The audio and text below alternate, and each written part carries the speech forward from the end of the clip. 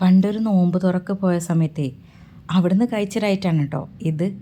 പഴവും തേങ്ങയും ഒക്കെ വെച്ചിട്ടുള്ളൊരു അടിപൊളി രുചി കേട്ടോ. നിങ്ങളും ട്രൈ ചെയ്ത് നോക്കിയോളൂ. ഇതുവരെ ചെയ്യാത്തവരുണ്ടെങ്കിൽ ഒന്ന് കഴിച്ച് നോക്കുള്ളൂ കേട്ടോ. തീർച്ചയായിട്ടും നിങ്ങളും ഇതിൻ്റെ ഒരു ഫാനാവും. അപ്പം നേന്ത്രപ്പഴം നീളത്തിൽ അരിഞ്ഞു വെച്ചിട്ടുണ്ട്.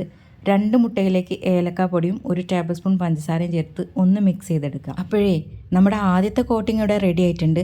രണ്ടാമത്തെ കോട്ടിങ്ങിന് നമ്മൾ ചെയ്തെടുക്കുന്നത് തേങ്ങയാണ് കേട്ടോ.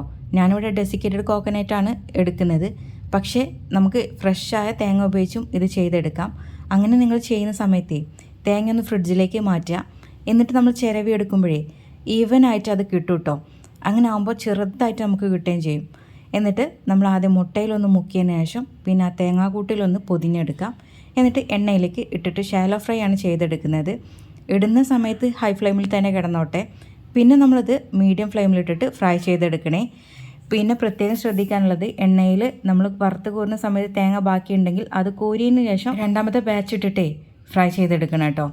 അപ്പോൾ ഇഷ്ടപ്പെട്ടെന്ന് വിചാരിക്കുന്നു. ഇഷ്ടപ്പെട്ടാൽ ഷെയർ ചെയ്യാൻ മറക്കണ്ട. അപ്പോൾ എല്ലാവർക്കും താങ്ക്സ് ഫോർ വാച്ചിങ്.